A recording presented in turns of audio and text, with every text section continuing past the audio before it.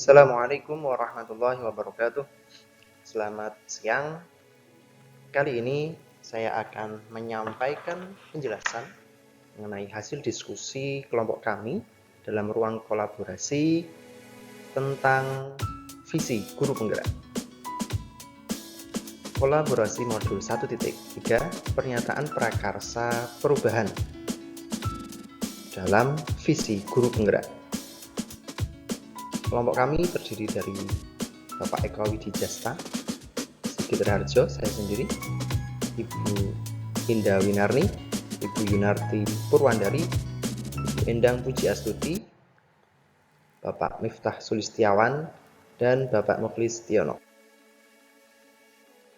Kali ini, judul yang kita angkat adalah lulusan yang siap kerja. Karena kelompok kami berlatar belakang bekerja, mengabdi di SMK, maka kami mengangkatnya sebagai lulusan yang siap kerja. Karena lulusan SMK diproyeksikan dalam 3 huruf, WBM, wirausaha, bekerja, dan melanjutkan. Nah, dalam pembahasan kali ini, kami mengambil bekerja.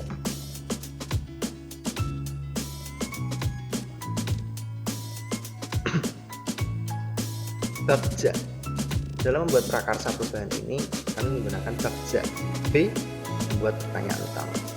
Prakarsa perubahan yang kita gagas adalah dalam terwujudnya lulusan yang siap kerja yang memiliki profil pelajar Pancasila. Pertanyaan yang kami ajukan adalah, apa yang harus saya lakukan, saya sebagai guru, apa yang harus saya lakukan untuk mempersiapkan lulusan siap kerja? Yang kedua adalah bekal apa saja yang harus dimiliki siswa agar siap kerja. Dari pertanyaan tersebut, muncullah daftar tindakan yang perlu dilakukan untuk menjawab pertanyaan tersebut. Di antaranya yang pertama, guru membekali dengan keterampilan atau kompetensi yang sesuai dengan konsentrasi keahlian. Di sini pembelajaran konten kompetensi keahlian ini perlu dikuatkan. Artinya konten-konten pengetahuan keterampilan, bekal-bekal keterampilan, persiapan masa depan, wawasan industri itu guru harus menyampaikan secara total sehingga siswa memiliki bekal yang mumpuni. Berikutnya, guru mengupdate kompetensi guru sesuai dengan perkembangan teknologi dan industri.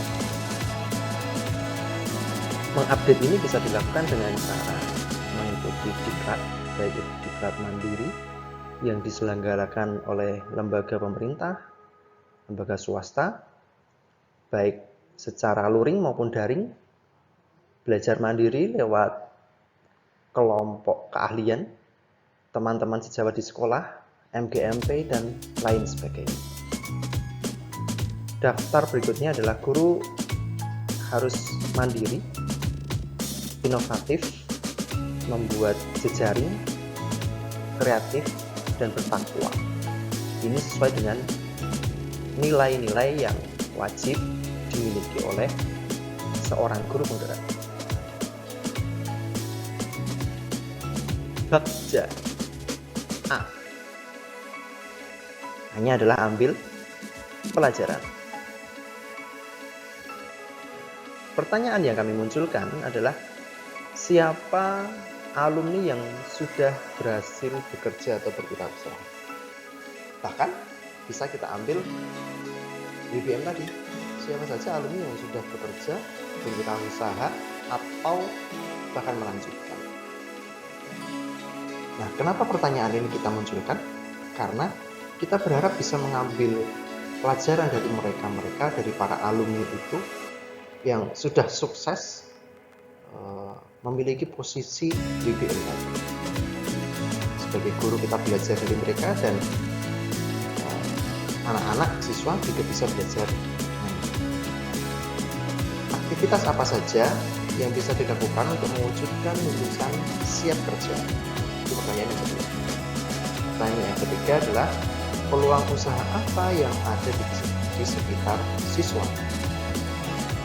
Pertanyaan keempat adalah keterampilan apa yang perlu dikuasai dan dimiliki oleh siswa? Untuk menjawab pertanyaan-pertanyaan tersebut, diperlukan tindakan. Di antaranya adalah yang pertama, menghadirkan beberapa alumni yang bekerja sesuai bidangnya dan yang menjadi pengusaha. Atau bisa saja ketika saya tambahkan tadi, termasuk siapa saja yang kuliah atau melanjutkan di jenjang di atas SMK. Nah, sebagai contoh di dalam sekolahan kami, di jurusan kami, Desain Pemodelan dan Informasi Bangunan, setiap semester, artinya 1 tahun 2 kali, kami mengadakan program workshop arsitektur. Workshop arsitektur itu biasanya secara umum adalah kami menghadirkan arsitek atau praktisi industri yang sesuai dengan bidang desain, pemodelan, dan informasi bangunan, ataupun bidang arsitektur, ataupun bidang konstruksi. Juga menghadirkan alumni yang masuk dalam 3 kriteria tersebut. Praktisi dan alumni kita hadirkan untuk memberikan bekal kepada siswa dan juga guru kejuruan khususnya, untuk menyampaikan paparan, baik itu paparan mengenai kepekerjaan, paparan mengenai teknologi terbarukan, dan lain sebagainya. Nah, setiap workshop arsitektur ini temanya selalu berganti sesuai dengan kebutuhan pada saat itu. Alumni dihadirkan fungsinya adalah untuk memberikan motivasi juga dan menunjukkan bahwa jurusan kami telah menghasilkan lulusan yang wirausaha, yang bekerja dan melanjutkan, sehingga dari hadirnya alumni dan praktisi tersebut bisa menambah ketertarikan siswa untuk belajar semakin dalam, belajar lebih serius, belajar lebih menyenangkan, sehingga cita-cita mereka untuk bekerja itu bisa terwujud. Tindakan kedua adalah melakukan pelatihan atau upgrade skill untuk siswa, memastikan bersama dunia usaha dan dunia industri, seperti PKL, kunjungan industri, dan termasuk lagi workshop arsitektur. Bisa juga diadakan kompetisi, lomba LKS, lomba di luar, ada lomba yang diselenggarakan kampus, lomba yang diselenggarakan masyarakat, industri, dan lain sebagainya. Kemudian tindakan atau penyelidikan yang perlu dilakukan berikutnya adalah keterampilan komunikasi, keterampilan marketing, kolaborasi, negosiasi, dan public speaking.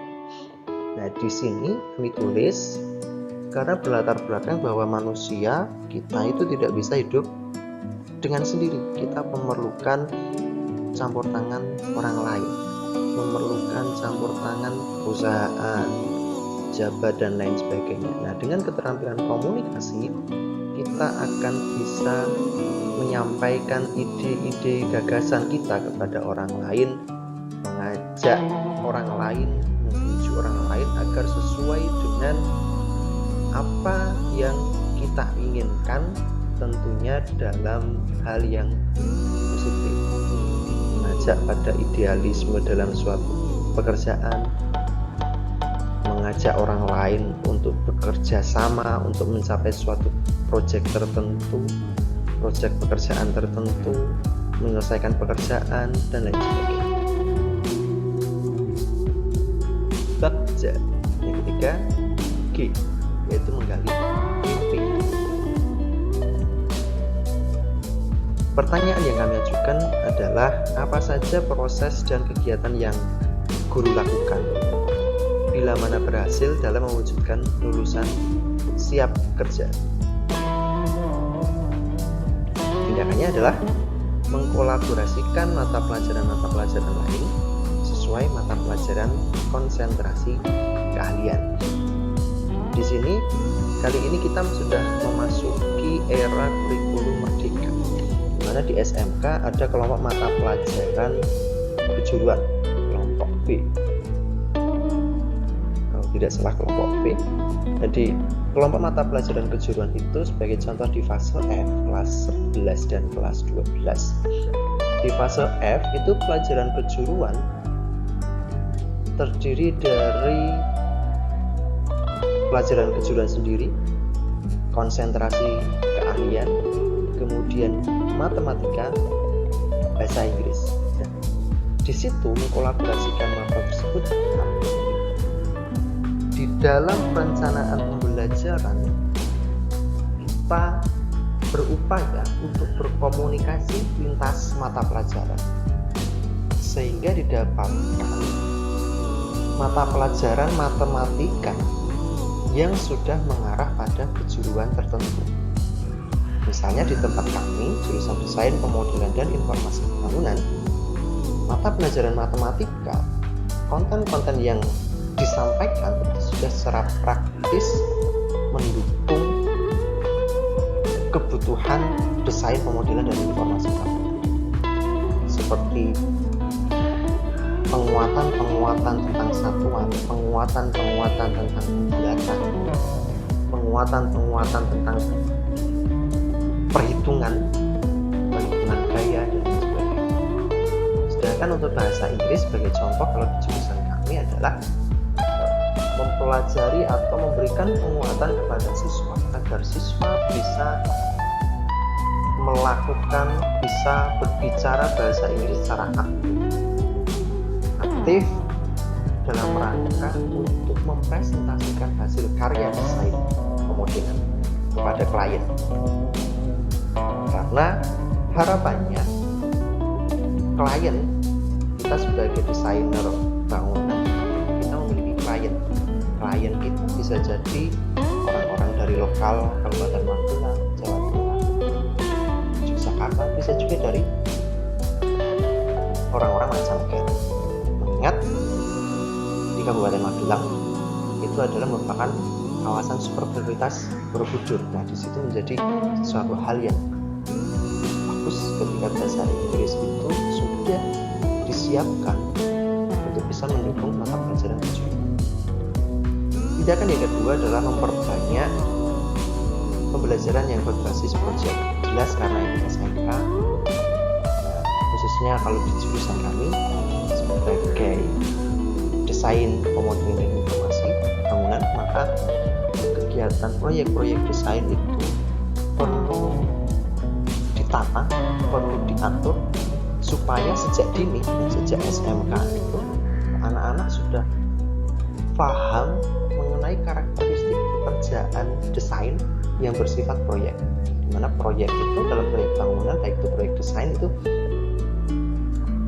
pekerjaan yang dibatasi oleh waktu, target tertentu.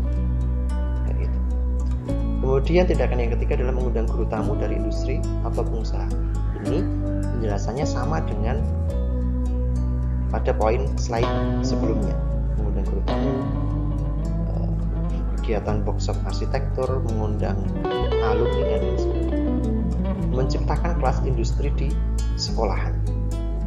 Di sini kelas industri dimaksud adalah kelas yang seolah-olah iklim di dalam sekolahan, di dalam kelas itu merupakan lingkungan kerja, sehingga setelah anak-anak lulus mereka sudah terbiasa dengan lingkungan kerja, sehingga tidak kaget. Mulai dari disiplin waktunya, alur-alur bekerjanya, kemudian sikap-sikap kerjanya, dan lain sebagainya.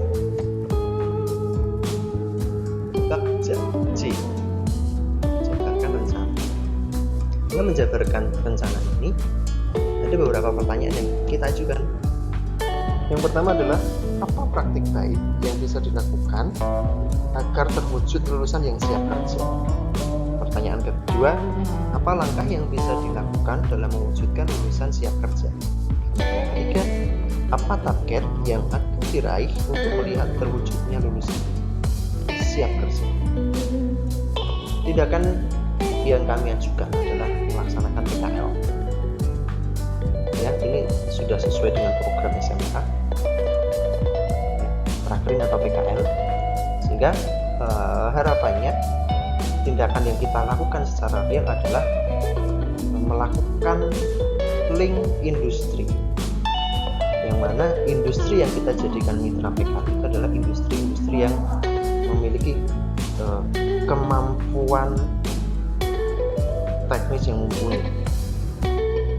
memiliki disiplin industri yang baik, memiliki kesehatan industri juga yang baik, sehingga harapannya ketika anak-anak PKL dia memiliki jiwa-jiwa kerja yang sudah mulai tertanam sejak dini.